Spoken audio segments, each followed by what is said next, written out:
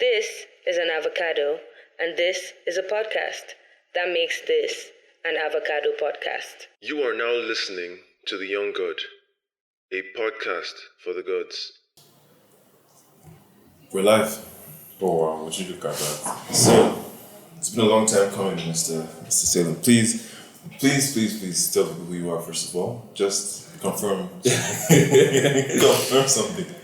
Salem King, I'm Salem King. Salem King, who, please? Salem King Ibrahim. Ibrahim is my surname, and Salem King, that's my first and middle name, and that's just the part of the entire name that I prefer, so. Okay. Yeah. So, those of you who are familiar with Salem and have known him for the longest time, it must be news to you that his surname is Ibrahim. You know, especially based on the values that he promotes. You know, obviously, like, you're Christian, right? Yeah, I'm Christian. So you don't expect an Ibrahim to be Christian normally, but it's allowed. But you can understand someone's, surprise when you find out that you're. Yeah, I mean, my surname is Ibrahim, and my dad always used to really enjoy having people assume he's Muslim, and then he would sit them down and school them about the fact that you shouldn't assume people are anything when you meet them. And then he would tell them about how Ibrahim is Hausa for Abraham, it's not Muslim for Abraham. Right. And he just really loved it. He used to get a good sport out of just schooling people like that. I think I inherited that.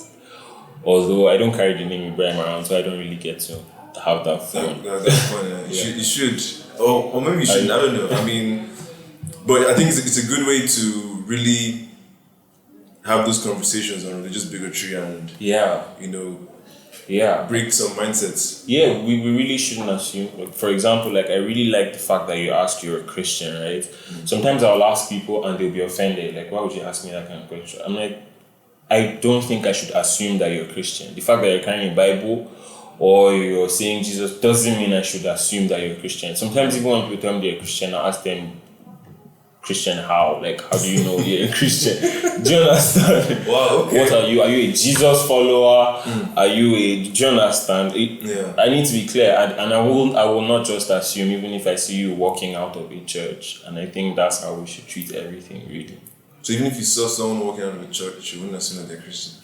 Well, there have been times when I wasn't necessarily Christian, but I was still going to church. So, times when my faith wasn't my own, or I wasn't very sure. I was just going because that's the only life I knew, or my family and all of that. It took a while for me to come to a place where I understood that this is why this is important to me. It's not because I need this, not because I need that. I can get what I need from other places. Yeah. This is why I am here, and it took a while to get there. Okay.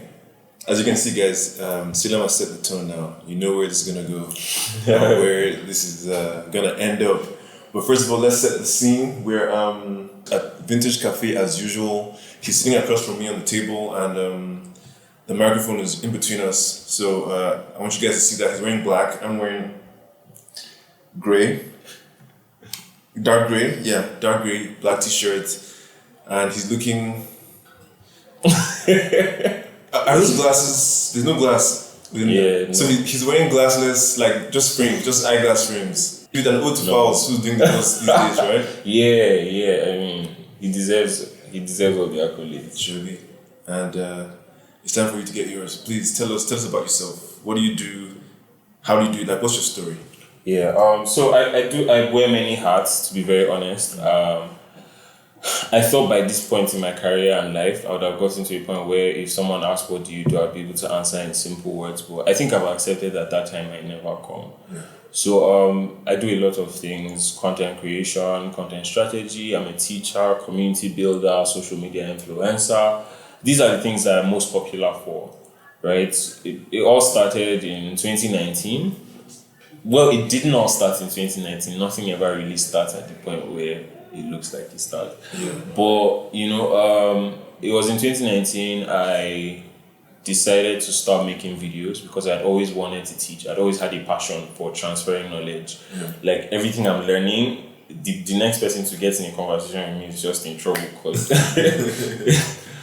I'll just dump on you. And so I wanted to be a teacher, but I didn't know where to start from, how to find people that I wanted to teach. I was also really young, and all of that. So, I had taken a liking for social media. Sometime in January 2019, I decided, okay, I'm just going to make videos every day for 30 days. I don't even know where the idea came from. But I just said, okay, I'm going to teach something that I have learned in the past couple of years in 1-minute videos every day for 30 days. And at the time when I was starting, I think I had 1,500 followers on Instagram. And I was hoping maybe after the 30 days, maybe my followers will go from 1,500 to 2,000. That would be great. That's my own thought. And after the 30 days, my following had gone from 1,500 to 5,000, right? And I ended up not doing up to 30 videos, in fact. Like, I did only 21 because at some point I had to stop. My DMs became a mess. I started getting more comments. I went from this guy who was like a normal Instagram user to this person who was getting questions in the DM and all of that, all within the space of 1 month. And then, like, 6 months later, it was 10,000 followers. A while later, then there's people coming to my DM like, how much do you charge to post this? I'm like, charge, And then I realized, I'm sitting on top of money. This, Then I realized, I think I may be an influencer. I think you just stumbled upon it. I literally stumbled upon it. I describe myself as an accidental influencer. And for the longest time, I was also a reluctant influencer. But then, after a while of understanding that you have access to the hearts and minds of people and they take stuff you say seriously, you just can't have that excuse anymore. It happened to me. You have to take responsibility. So that's basically what my life has been like. Along the way, I left my job, decided to be a content creator full time. Started to find new ways to monetize. Started taking classes, appearances, doing influencing at the same time. And building a community while doing all of this, a community that has allowed me to be human, and that I have taken on a journey in different areas of my life where I've been through transitions and all. So I don't know if I really answered your question. So basically, you went from Peter Parker to Spider-Man. Well, it's making me a Marvel superhero, that works. Because basically what you're describing is that you realize that with great power comes great responsibility. Yep, 100%. Exactly. So we gotta throw in that Marvel reference right there now. For sure. Okay. Yeah. So that's actually a good story, I think it. So what have you learned about that period where you decided to put these videos every day for 30 days, even though you didn't complete it, but you did it and you saw like results. What did you learn about yourself in that moment? I learned that, in every season of your life, the stuff that you're learning from all your challenges and the job you hate and the friends you're hanging out with, all of it comes together to prepare you for another season that you have no idea about. Right? So I figured at the time, after I did 30 days and those things, the events that followed happened, I realized that those were things I'd learned in other seasons of my life, at a job where I worked, or in a choir where I was in school, or when I was studying economics that I was bad at, all of these things. And they had helped me, or conversations with my dad, all of these things had come together to bring me to a point where I realized that if you want to get better at anything, you need to challenge yourself. So that thing of videos was me challenging myself. I didn't know that was a social media strategy. I had no freaking idea. I didn't know, right? It was 1 month later I realized, when I started attending courses in content strategy, and I'm like, whoa, okay, how did I know this? Because I didn't know it. How did I know to do that? So if anything, it just taught me that, every season of your life is preparing you for another season that you know nothing about. No knowledge is a waste. No, zero, no knowledge. Even the places where you fail, even the places where it doesn't go as planned, it's all adding up to something. So what do you think draws people to you? What do you think, has you capturing the hearts and minds of so many people? This question has two answers. One of them, I have no freaking idea. Okay. Almost till tomorrow when I post a video and people start to comment, I needed this, oh my gosh. Sometimes it's still like, you people didn't know this thing. How old are you? Yeah, I know, right? Do you understand? And it's still a little shocking to me, and I'm still, But like I said, there are two answers. On the other hand, I think it's the fact that I really listen. Right, so all the content I put out before, it was me just putting out content that I'm learning this thing, I need to talk about it. But now it's more like I'm very strategic about who do I want to reach out to, what are their problems, right? So I try to align my message with solutions to their problems. Now, this doesn't mean that I go out of everything I'm passionate about to talk about other people's problems. I only talk about the things that I am passionate about. So I find a bridge between what their problems are, what their challenges are, and my experiences, my expertise, my education, my exposure, and everything that makes me who I am and makes my life easy or livable. I find that bridge, and then I talk about it in the most sincere and relatable way that I can. And I just try to be human about it, and people come around. Let me tell you how I found out about you. I was dating this babe. What an intro. Yes, I was dating this babe, and she wouldn't shut up about it. She wouldn't shut up every small thing. Rodney, you need to check out this guy. Rodney, you need to check out this guy. Who is he? Salem. Salem who? Salem King. Salem King. That's his name. That's his actual name. Like, yes, you check him out. What does he do? Just a social media guy. Check him out. I checked you out. Fantastic stuff. Yeah. I followed. But she still, every time she just send me your content to my DMs. I'll never forget. So I'm like, shit, why don't you just go and date the guy? What's Like, what's all this? So that's that. And you find that just through happy accidents like that, yeah. You meet people who are doing, really well in their niche and, putting out positive stuff into the world.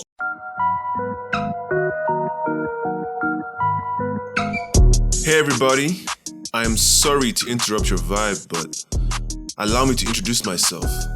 My name is Rodney Amokache and you're listening to The Young God, a podcast for the gods. If you enjoy intelligent conversations and a different perspective on things, this is the podcast for you. I've covered a lot of different topics and all kinds of guests, and it's all tied together by the concept, the idea of being the best version of yourself, a god unto yourself.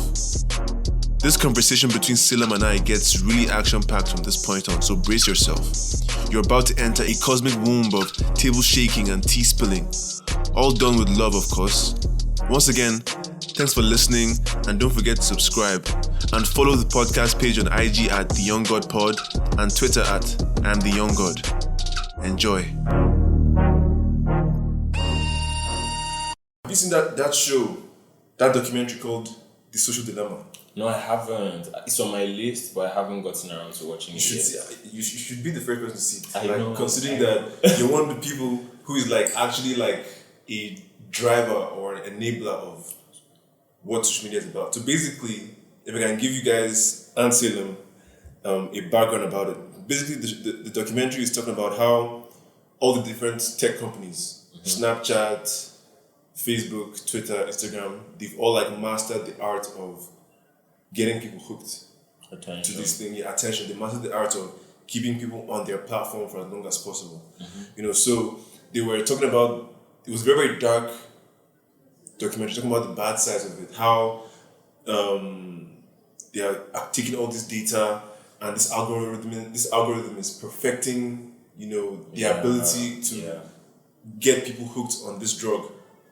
So when I was watching it at first, anyway, in typical Rodney fashion, I didn't take it the way they would expect me to take it. The way I saw it was that when I look at my life and everything that social media has done, I weigh the pros and cons. Do I feel manipulated? I don't. I feel like, if anything, these guys care so much about me that they will do whatever it takes to give me an experience that will keep me coming back. I think that's what anyone should try and master in their lives. That's why business and everything. Find a way to meet people's needs. And it might seem manipulative, but when is manipulation not in effect at any point in time in our lives, right? So that's the way I saw it. I just feel like maybe it's good to know that this is happening. At least now you can be more aware and just and self-aware too. and manage yourself rather than getting afraid because oh my god, these guys have they know have all my details, they know my habits. It feels like they're I don't think it's that deep, but it seemed that we should check it out. I think it will really even in fact make you think a lot about what you're doing. I will. However, personally, every time I am in a conversation or like I eavesdrop on a conversation and I hear people say, "Oh, social media is bad" and stuff like that, I almost always cut in and disagree because people say, "Oh, Instagram is toxic." I'm like, "Yeah, but who are you following? Who are you listening to? What are you using it for?" The difference between like a healthy use of social media and one that will most definitely drown you is, are you using it with intention? Do you understand? For me, when I realize that I need to cut back or caution myself with social media, when I find that I'm opening Instagram compulsively, I ask myself, say, okay, why are you opening Instagram now? What are you going there to do? And if I don't know exactly what I'm going to do, I close it. Do you understand? Because you need to use it with intention. Everything that my life is now is because of freaking Instagram. Do you understand? My life changed. I left my job and it's Instagram. So if I stop using it with intention, if you're just going whatever I find and you just open it like that, then that's a problem because the system has been arranged to suck you in if you do not have an intention. But if you have an intention, your intention will trump the manipulation now. True that. Do you understand? True that. So, yes. In fact, going further, it's like social media or rather the phones. Like I feel like the future is going to a part where phones are becoming an extension of us. Yeah. We're evolving to a part where like technology and specifically smartphones are developing in such a way that they're becoming part of our consciousness. Like the way you have your spirit, your mind, your soul, now we have phone. I swear, that's how it is. You get. So I think we're in that point where in that evolutionary process, human beings are trying to figure out how exactly to make that shift or make that balance or add it in. So you always find that when there's survival of the fittest, in every evolutionary process, there'll be those who maybe take poorly to the evolution. So that's why some people are getting maybe anxious, anxiety, depression because of social media. There'll always be those who don't adjust to the system fast enough. That's what they call natural selection.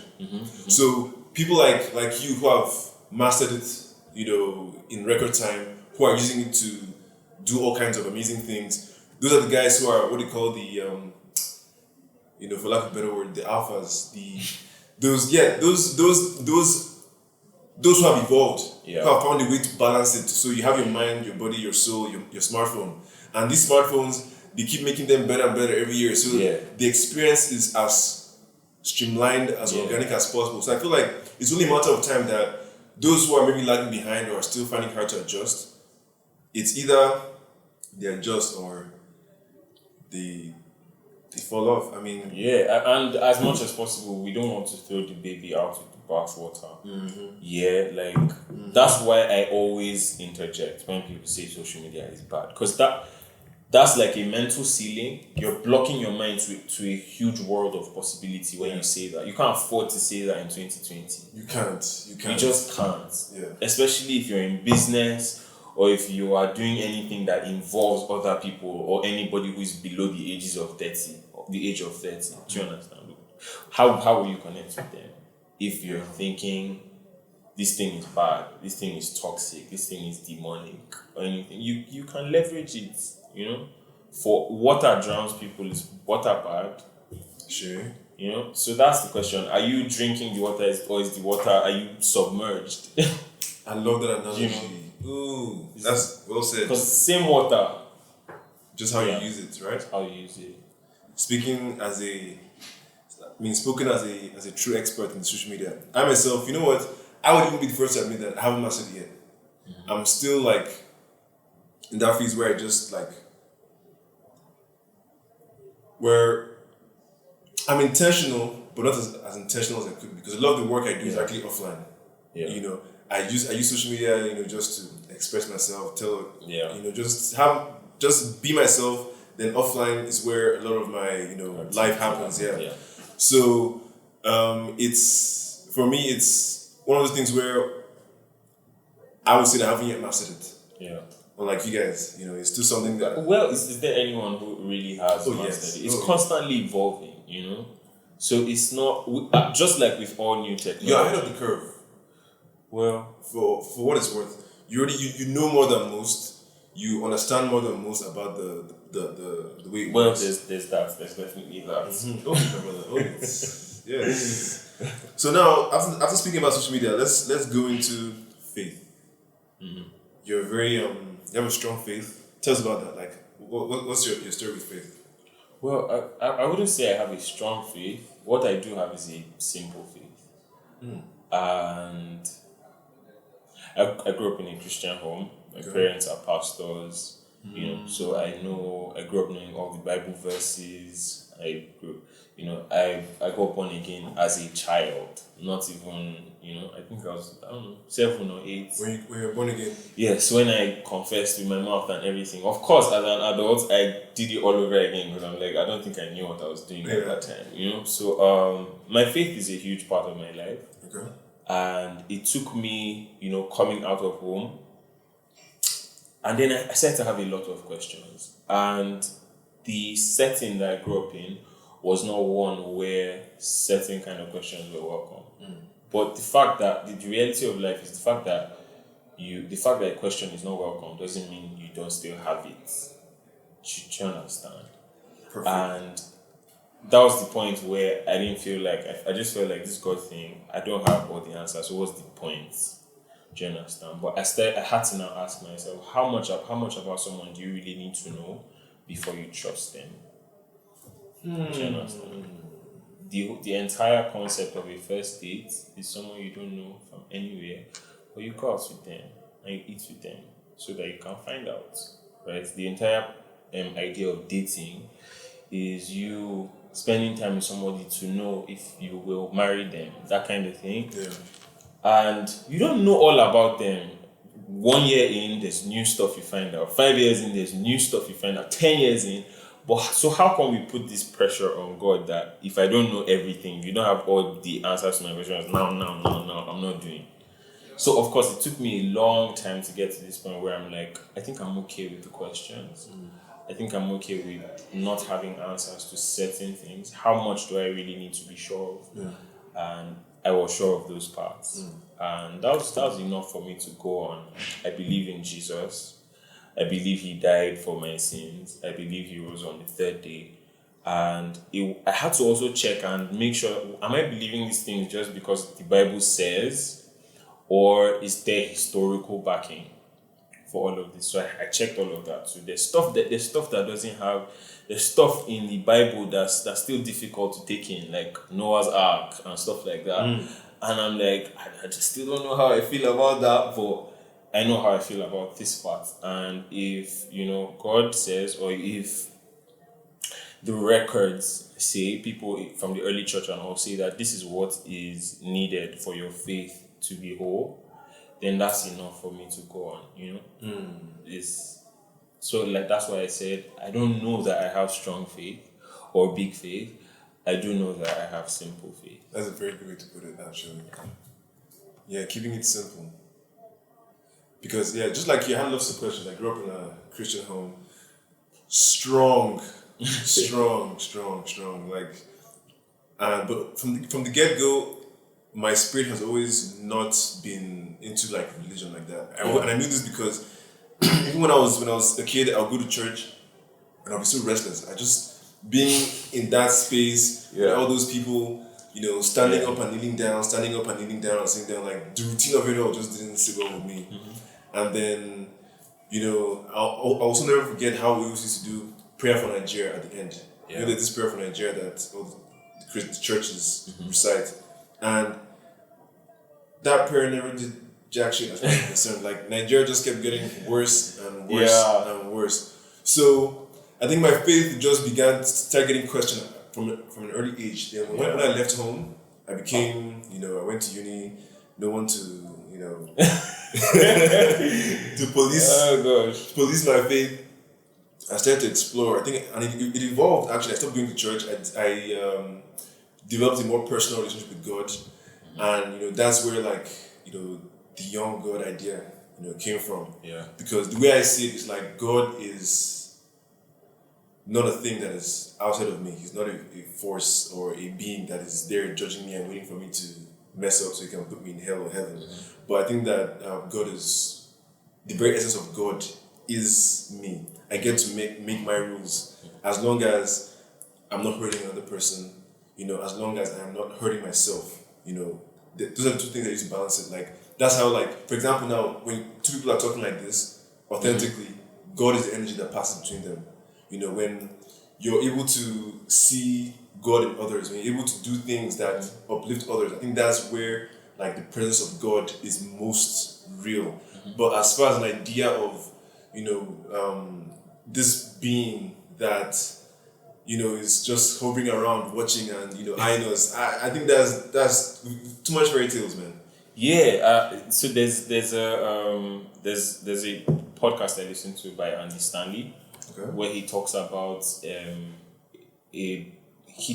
how if he's speaking to people who no longer believe in God, and he says if you believed rather in a God that never let bad things happen to people, he calls it the bodyguard God who just made all things perfect and all, and now you don't believe in that God anymore. He says that's great because that God never existed. Do you get? And the thing you said about the prayer for Nigeria and how that some people would look at that and be like, if so many bad things are happening in Nigeria but we prayed every Sunday, then there's no God, right? The way I see it is we all have a responsibility, just like you said. God is in me. The work God wants to do in the world, he will do through me. He will not override. Why did he create me if he has to override all my wisdom, my education, my exposure, everything that I have built, my wisdom, all of these things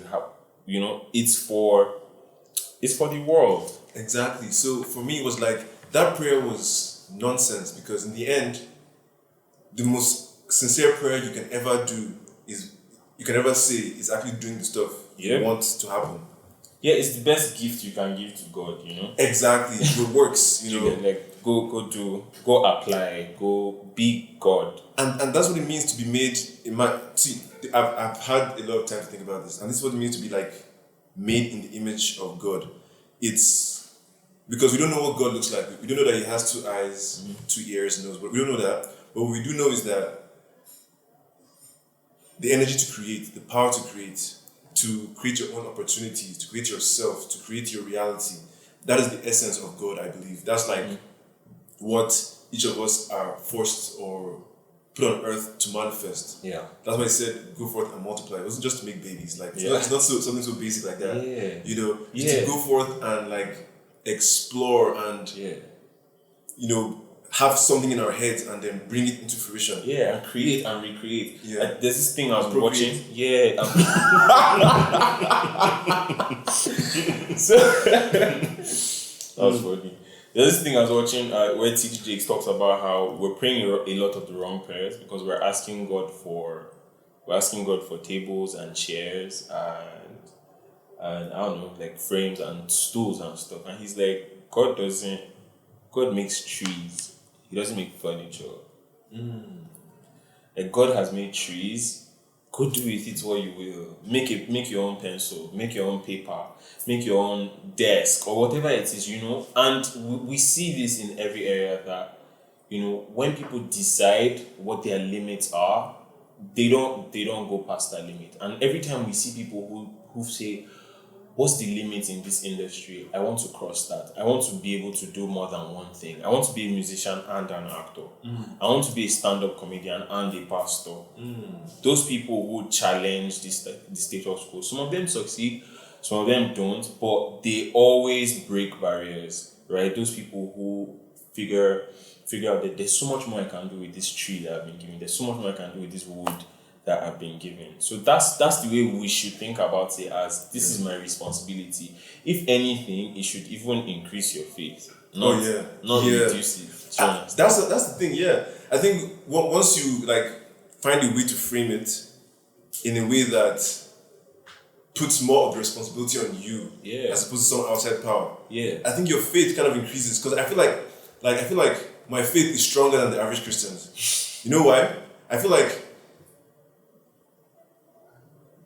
I trust God in whatever form He exists, right? I trust God just by merely the fact that I don't worry much. You know, I have confidence in myself 100%. Even when I don't have it, I know that I'll figure it out. I think that's God, right? Yeah. That's trusting that God in you manifests in time, that God has got your back. So the way we think of God has got your back, you know, it's the same way you gotta think like you have got your back. Yeah, this is something I read I think 2 days ago where Jesus was talking, Sermon on the Mount, and he told them that look at the lilies, look at the ravens, look at the birds. They don't wake up thinking, what am I going to eat today? But they eat. They don't think, the flowers don't wake up thinking, what am I going to wear today? But they go out. And he says, your Heavenly Father knows that you have need of this. He says, worry about, only today is all you have. Don't worry about tomorrow. Today's problems is enough for today. So worry about, you face today, you get.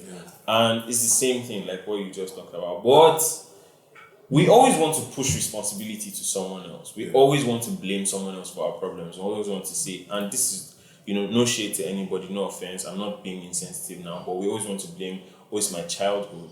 It's the way I was treated. Of course, like those things happen, right? And it's not your fault, but it's your responsibility. Yeah. Do you understand? And the reason why we pray some of those prayers where we're like handing over everything to God is because we don't feel like we have the ability to handle the weight of the responsibility that it is. I mean, what Nigeria is going to be is the totality of what all of us decide to do. Wow. Do you understand? If all of us decide to hand it over to God will just be looking at us. Because like God is like, I am you, you are me. Do you understand? The things I can do, you can do. Yeah. Right? And that's like, I feel like we're waiting for God and God is waiting for us. Funny thing is, with prayers like that, and that's spot on because with prayers like that, it's like there's 7 billion people on earth. If God as we know Him was to answer 7 Do you understand? to 8 billion people, Doesn't even make sense. Doesn't make sense. It's poor planning. Like it will defeat the idea of God.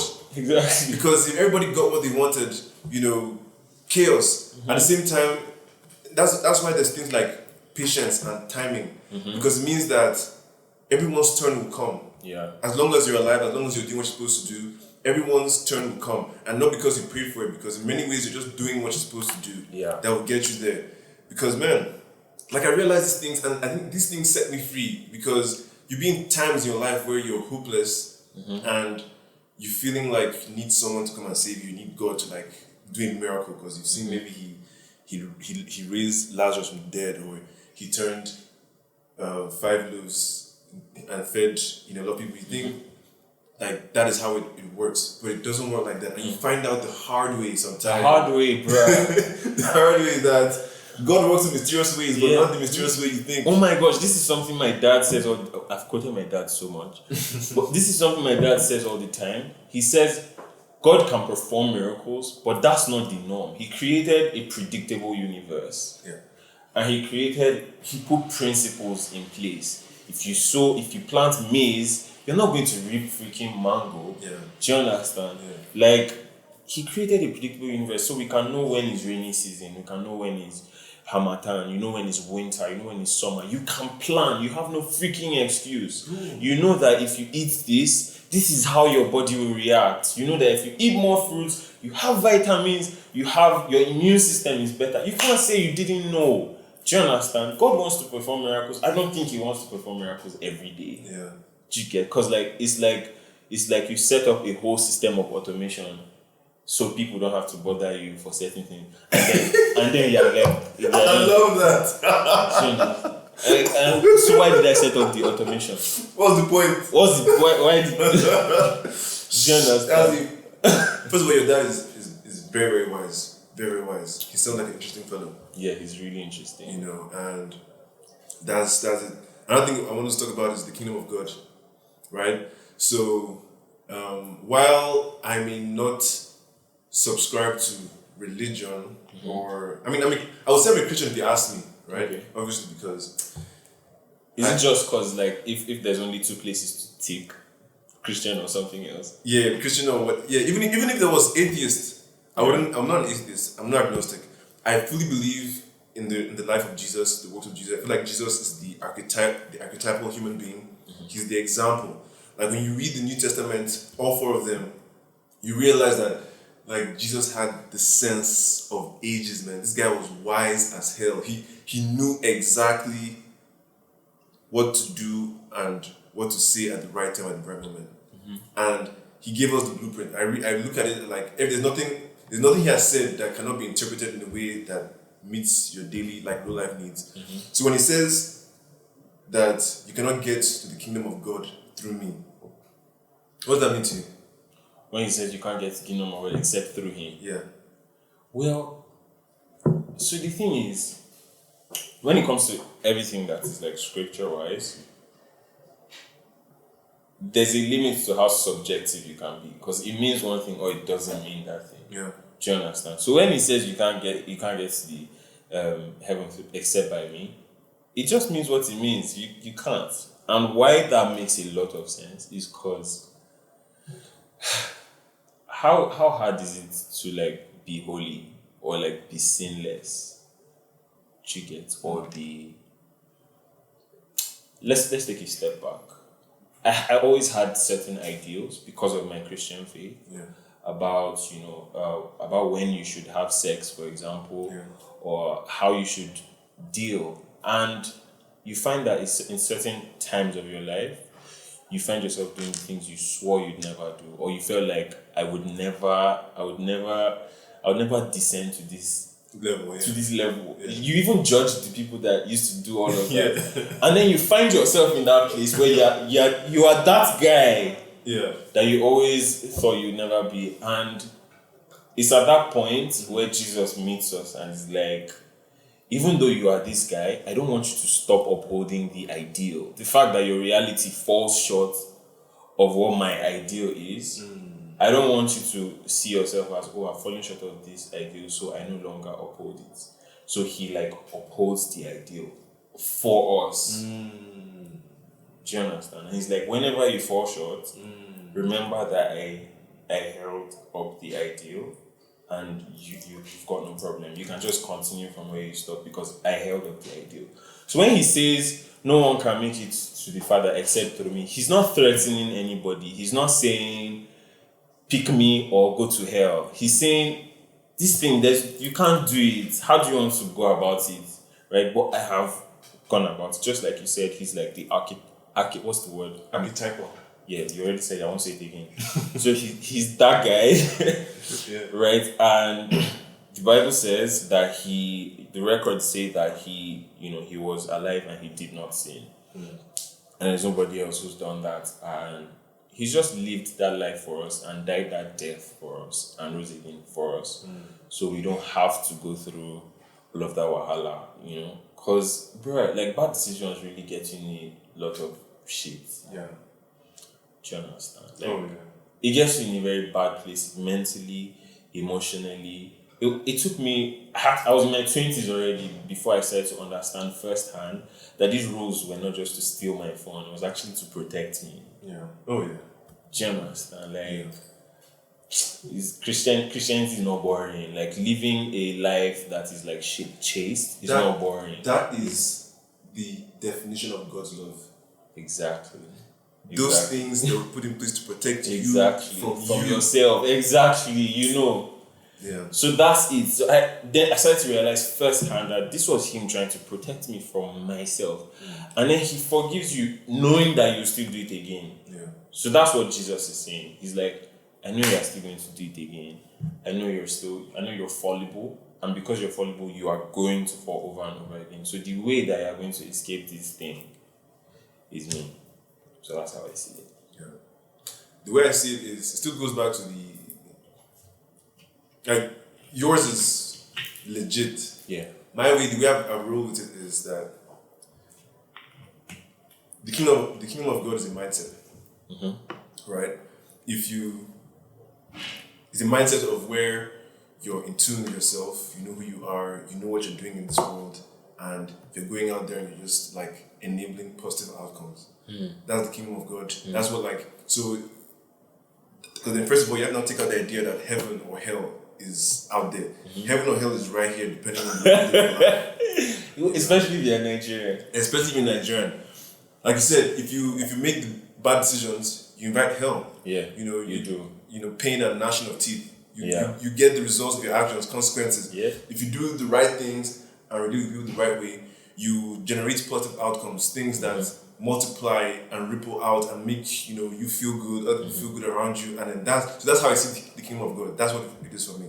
Now, when Jesus says that you can't get there except through me, simply saying that as I am, everything I've taught you, if you follow this stuff, if you try your best to keep these things in mind, you will generate positive outcomes. Yeah. When you're sad, if you think of things like this, you like gratitude, you'll be fine. Yeah. When someone, pisses you off and you turn the other cheek, you'll be fine. Yeah. When you put yourself last And put others first, you'll be fine. You'll be the last will be first eventually. Like by humbling yourself, you elevate yourself in the long run. higher life. Yeah. So when you reason Jesus' teachings and his life through that lens, you now realize that, man, everything is here and now. Like, you shouldn't be thinking too much about the afterlife. Like, who cares what's going to happen next after you die? Everything is happening right now. When you die, you die. Like, you don't know, so why should you care? All that matters is, like, trying to pass through that eye of the needle that Jesus said is, like, the yardstick. And then I'm glad you mentioned that no one can ever, like, reach Jesus' level. But what Jesus has done is that he's given us an example to aspire to. Yeah. Something that you just keep striving to every day. You try, you fail, but that's the ideal. You're trying to get there. So in general, the more you're able to stay on that course, the more you're able to generate positive outcomes. Yeah. Even in your worst moments. That's the idea. That even when life is not going as you wish it would, if you reason and think this way, if you position your head this way, You can make things you will be fine. Once I understood that, I said, man, I'm a God. That's actually I figured it out. That's actually incredible insight for life.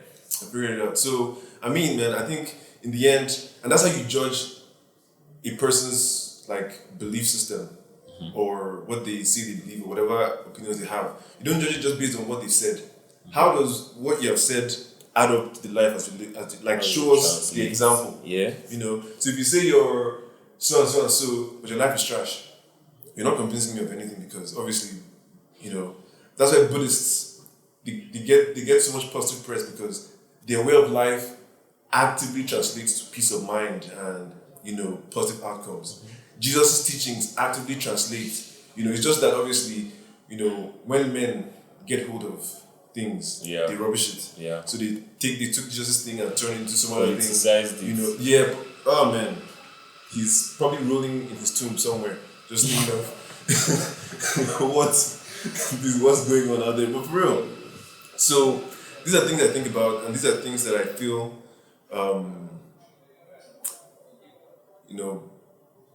when it comes to faith, man. Like you can, what you believe, bro. You underestimate how what you believe can affect the outcome of your life. Yeah, 100%. Like the thing I said about like smartphones, if you believe, it's bad, you automatically create a bubble around yourself that nobody can break you out of except you. And for some people, it takes a podcast listen for that thing to break. Some people, it takes years of bad experiences. For some people, it takes having a child. For some people, an epiphany, something like that, and then their eyes open. And it's like, holy crap, I haven't been living. Oh yeah. Do you get? Yeah. And so definitely fam, like what you believe, like I said, why I said I have a simple faith is because everybody has faith in something. You get, like you're sitting on this chair because you have faith that can carry your weight. If you see a chair and you feel like this thing might not carry me, you don't sit on it because you don't have faith. But if they convince you that if your faith is all and everything, even though it looks like can't carry you stunning. Exactly. Do you understand? So like everyone has capacity for faith, but where are you directing that faith? What are you believing? Are you believing that you are blessed, or are you believing that you don't have enough? Just like you said, like focusing on gratitude will result in positive outcomes. It doesn't mean your life will become perfect. You just have a better viewpoint of your life that improves your entire approach to the day. Yeah.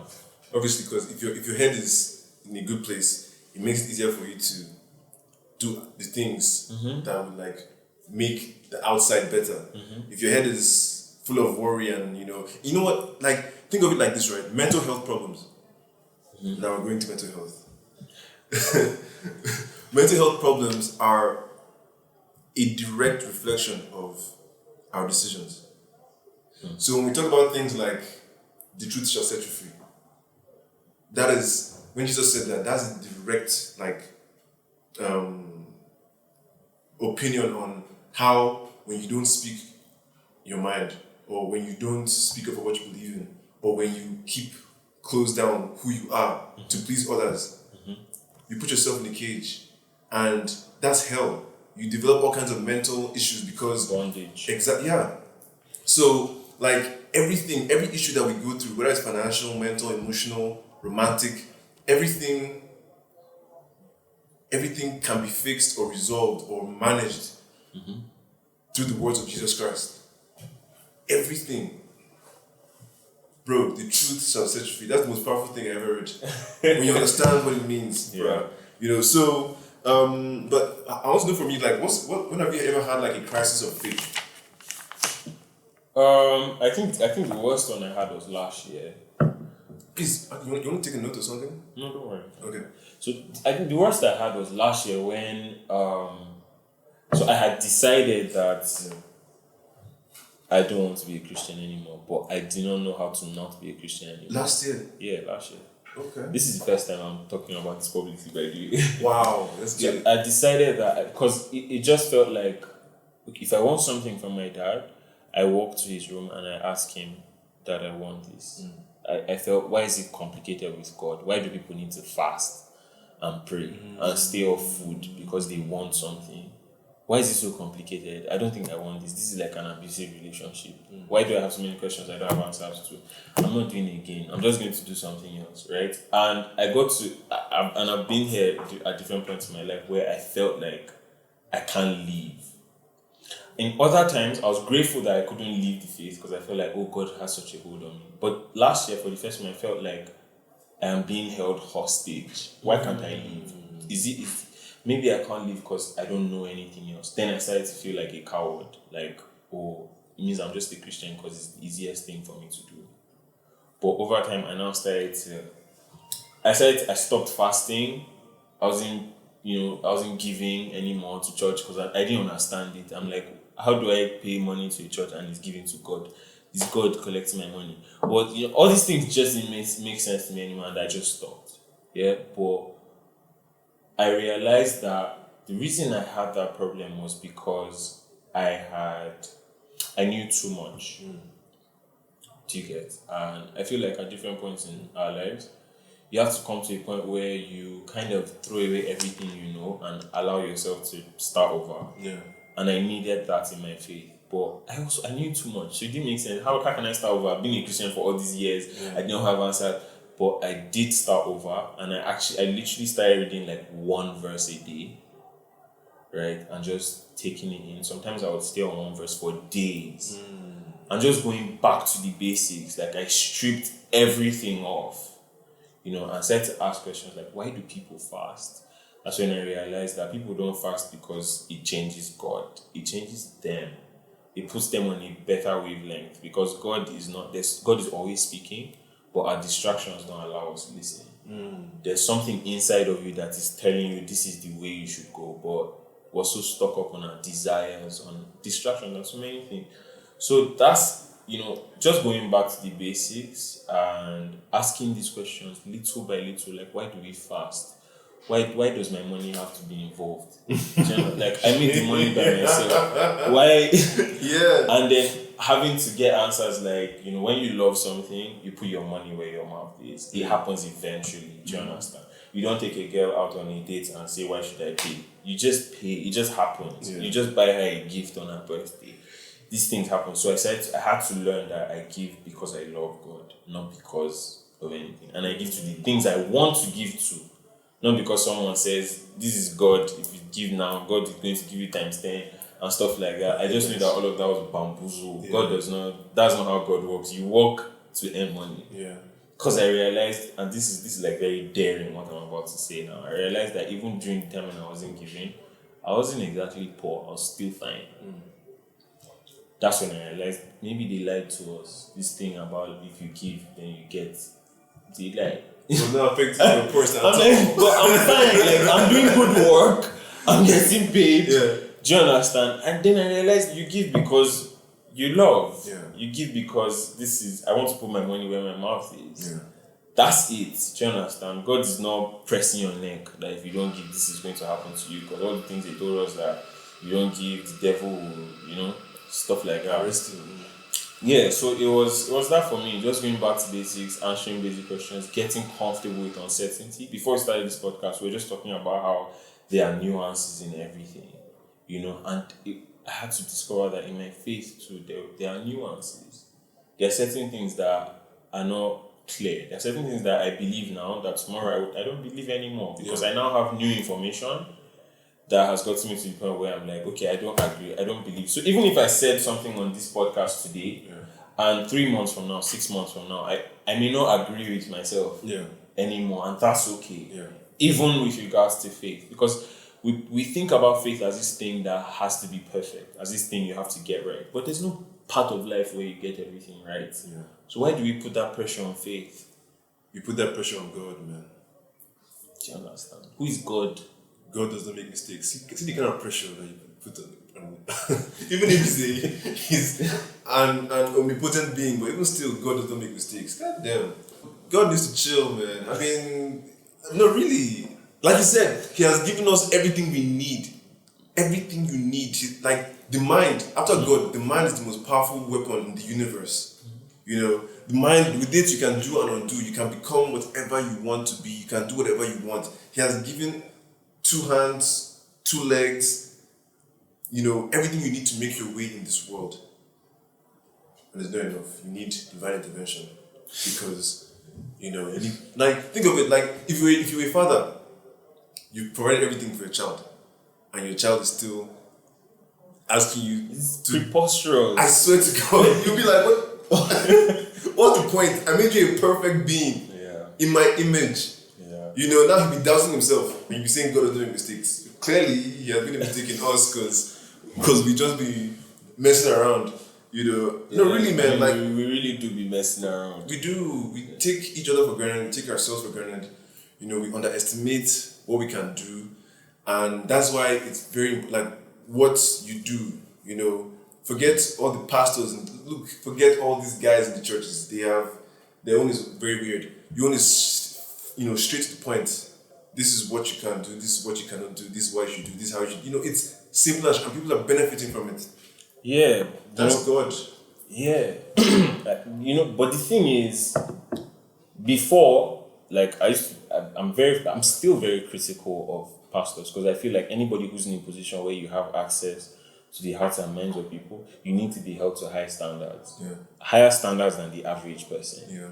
You understand? One thing I learned with social media popularity and everything is that once you start to occupy a position of authority in people's lives, they put you on a pedestal. Yeah. You can't help it. There's nothing you can do about it. People start to treat you. People just start to treat you different. Mm-hmm. People kiss your butt. Oh my God! Yeah. Do you understand? I mean, there's this one time I put a cover of a Michael Bublé song because I sing sometimes, and then someone tells me, "Oh my God, this is even better than the original." How about man? Why are you lying, Michael Bublé? Are you what the heck? Why are you lying? Just tell me you like the cover. Fear God.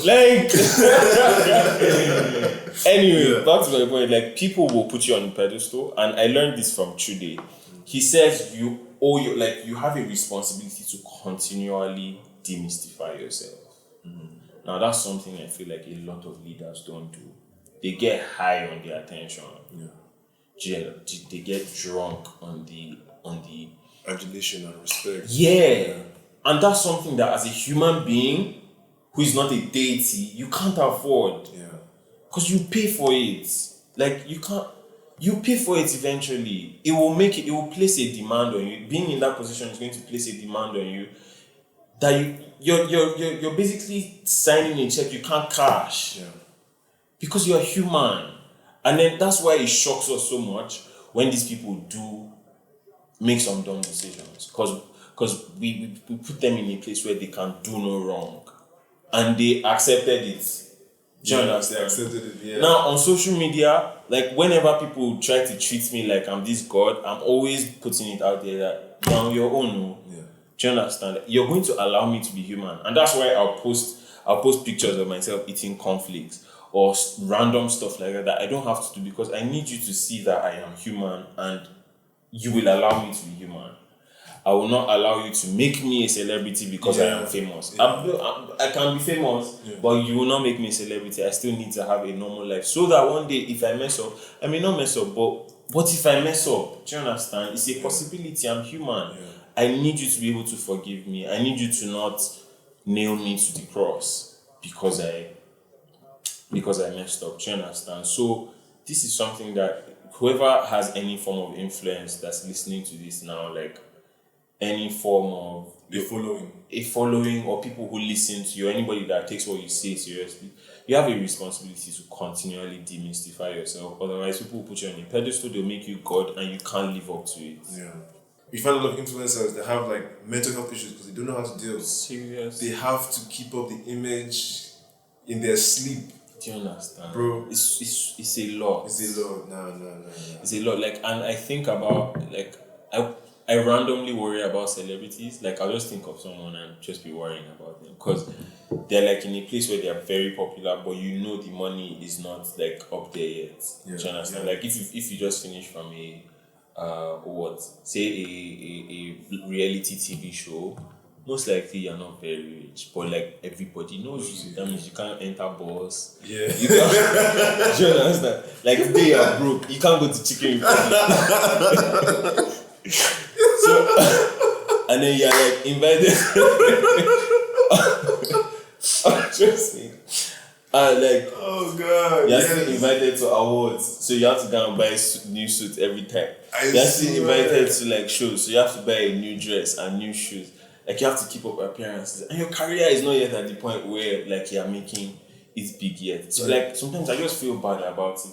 I don't know. I'm still thinking of a solution or how I can help in that department, but I still haven't figured it out. But every time I think about it, it makes me sad. So if anybody that's on social media, there's a chance that you will get popular. I mean, I didn't know that this was going to be me. Mm-hmm. So I think everybody should like low key be preparing themselves. Yeah. Do you understand? For I think the best way to prepare is if you're consciously and consistently on that journey of knowing who you are and what you stand for. Yeah. Then fame will not throw you for a loop. You know.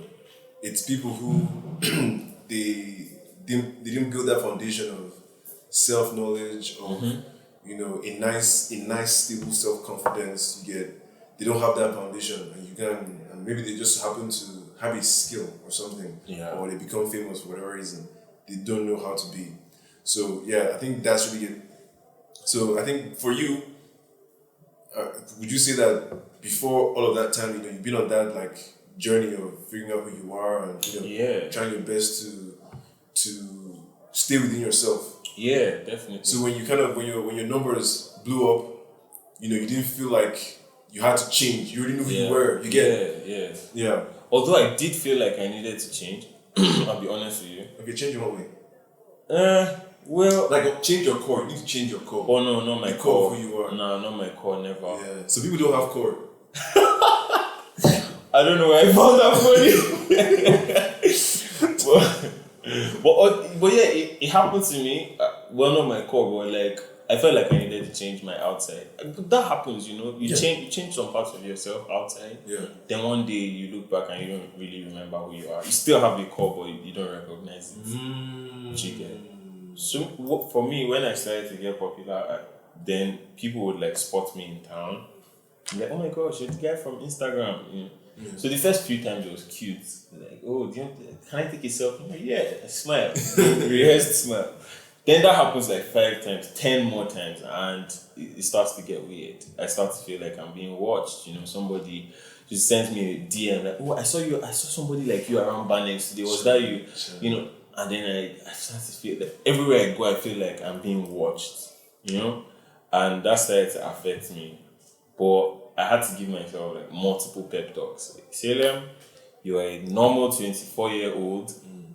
You are still going through your journey. You're in the early stages of your career. If you let these people put pressure on you, that's on you. Do you understand? It just so happens you're going through your season. It just so happens that you're going through your season in front of thousands of people. But who cares? Put on a good show for them. Live your life. And that's just being what I mean. Sometimes it's hard. Sometimes I'm still conscious. But I just remind myself that I'm not special. I'm not the golden child. I'm just a normal guy.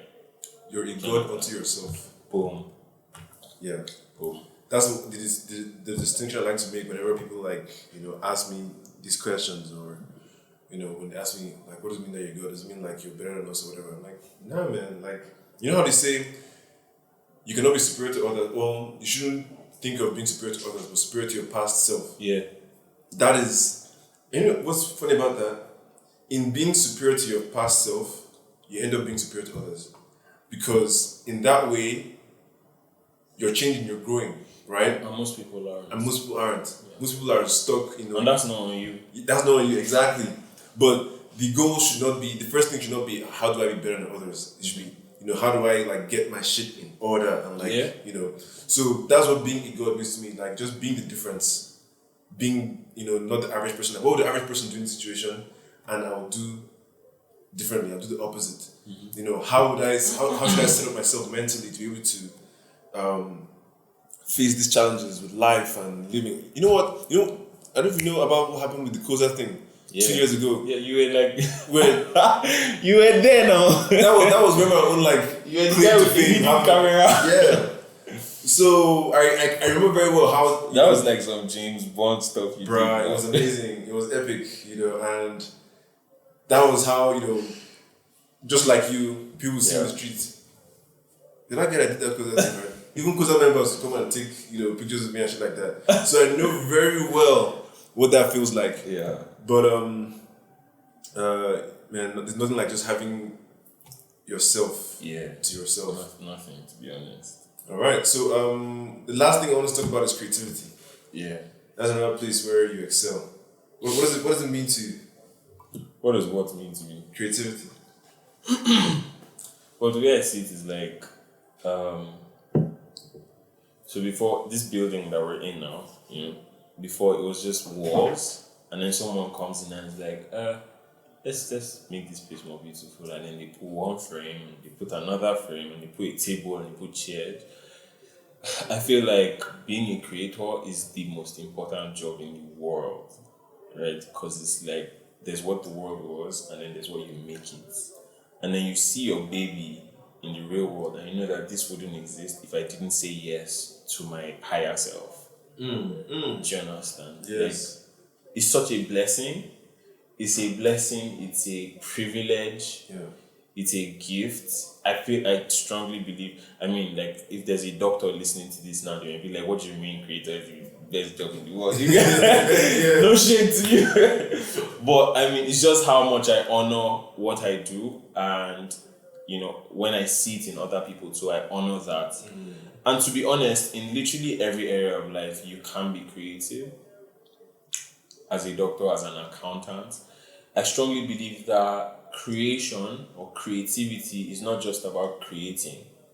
It's about creating connections. Do you understand? So just like you now, the entire reason why this podcast is thriving in the way that it is because you're able to entertain multiple thoughts that are normally supposed to be mutually exclusive.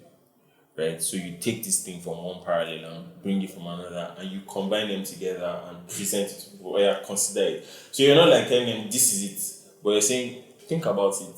Yeah. Just think about it. Do you understand? Think about what if you mix this and this. And when you, in life, that's how that's how the most beautiful things are born. That's how chefs come up with new recipes. They're like, oh, you can't combine this with this. And then one chef says, why not? And then he tries it and it bangs, and then it's a new thing. Do you understand? And I feel like that's how it is in every area of life. I strongly believe creativity runs in all of us. It runs across every industry. And yeah, that's what it is for me. Just the fact that I create the world that is going to be. Yeah, I think creativity is the ultimate expression of God. I agree. For someone who doesn't like go to church or doesn't like engage too much in religious activities, I really strongly have this idea of God that I think is the biggest compliment I can give him. Like what you described, it's just manifesting God in everything you do. Just figuring ways to bring something that wasn't, like the way God, out of nothing, He brought something. That's the chaos of creativity in a nutshell. There is nothing that existed before this, and then out of your own weirdness, your own unique point of view, your own ability to just reason as an individual, you're able to find something, grab it, and bring it into reality. Drag it from that chaos and throw it into the world. As you said, it's the most amazing thing that anybody can do. One of the most beautiful sayings I heard Nosa say this, a musician. He says, when people think of eternity, they think of endless time. But he says, eternity is not endless time, it's boundless everything. Do you understand? Guys, I just step back because I'm trying to take this in. Come again. So he says, eternity is not just endless time, it's boundless everything. Boundless time, boundless space, a place where ideas are alive. So it's just like the thing you said about your mind and what you're able to see, and it's not possible. It's you're boundless in your mind. You're boundless. Most times it's your body you have to convince. Yes. But your mind can literally stretch to literally any length, and that's what creativity is. To just look at. I mean, every time medicine, for example, is constantly growing because somebody says, okay, maybe we can find something for cancer. Someone says we can separate Siamese twins. Someone says, and before, everyone who was in that profession was like, it's not possible. Medicine, they say medicine has no answer to this. And someone's like, screw medicine, I have an answer for this. And the thing is, when they find the answer, medicine now has an answer. Do you understand? So you've done the entire industry a favor. You've shown everybody what is now possible, what can be done. And that cuts across everything. You think of how someone decided that you can use snake venom to cure cancer. That's creativity. Weird little things like that or who would have thought that you would find a plant out there, set it on fire, and to make you feel things. Who would have thought? Who would have thought? Who would have thought? Bruh, thank God for that. Whoever thought that he has a space next to Jesus. So my last question for you is, what do you want to be when you grow up? That's a very strong question. I know. I want to be who I am. Details. What does that mean? Who you are? I want to be who I am on... Who do you yourself being? Who do I see myself being? So, first of all, I don't want to answer that question based on... too often I've answered that question with titles like, oh, this is what I want to be. I want to be an educator. I want to be a community builder. Those are all things I definitely want to be, and I feel like I already am on a small scale. But when I say who I am, who I want to be rather is who I am, is I want to do everything that I already do on a scale that is where I know that I am not limiting my best self. In a lot of ways now, at this point in my life, I know that I am limiting my best self with some of my habits, with some things that I haven't overcome, with some things that I've carried from childhood that I haven't healed from, and stuff like that. I know that these things are stopping me, and I'm like, if with all the baggage I am dragging, I have come to this point where I have this amount of clarity and I'm reaching out to this number of people every week and stuff. What would it be like if I didn't have all of that? You know, what would it be like if I healed? What would it be like if I rose above all of that? What would my life be like? Do you understand? And that's honestly what I want to be when I grow up. That's the perfect answer. Yeah. That's what it means. See, I'm writing a book, right? Yeah, about this whole God thing, and that's really it. How do you let go of the petty things that hold you back to so instead of being a Corolla, you're BM. Yeah. You're efficient. You're getting shit done. I look at athletes, man. Some of these modern day athletes, the way they carry themselves and get if you're talking about pressure, forget that they're paid a lot. Their actual day job is high stakes every day. Yep. And they're able to step up, will themselves to push the limits and just put their best skills on display. Not just for the fans. The fans are acting like the last people on this. They're doing this stuff to defeat the other person. You get, they're bringing their best. And imagine what you could be like in your area of life. Like, for example, Steph Curry is my favorite player. I want to be the Steph Curry of my own profession. Yeah. You know how good he is? Yeah. I want to be that good at whatever I do. And in my life and every other thing. So yeah, that's a perfect answer, man. Bro. This has been fun. Please tell the people where to find you. Salem King everywhere. SALEM KINGING. No Ibrahim. No Ibrahim J. Wow, man, thank you for joining me. Thank you for this. Thank you for having me. Planned this the other day and we're here. Pleasure's all mine. I'm glad I got to do this. Yes, thank you very much. The Young God out. If you made it to the end of this episode, you're a real one. Thanks again for tuning in. If you enjoyed this, there's a whole lot more where that came from. Just scroll down, you'll see all the range of topics, guests, stories, whatever. I've put in some work for you guys, so there's something for everyone. I release episodes every Saturday at midnight, and depending on my mood, I might release 2 or 3. You know, I can be generous like that. So don't forget to subscribe and leave a review if you feel so inspired. Tell a friend to tell a friend, and follow the podcast on Instagram at The Young God Pod and Twitter at I Am The Young God for exclusive content. And just, we're in this, man. Thanks again. Rodney Amakache out.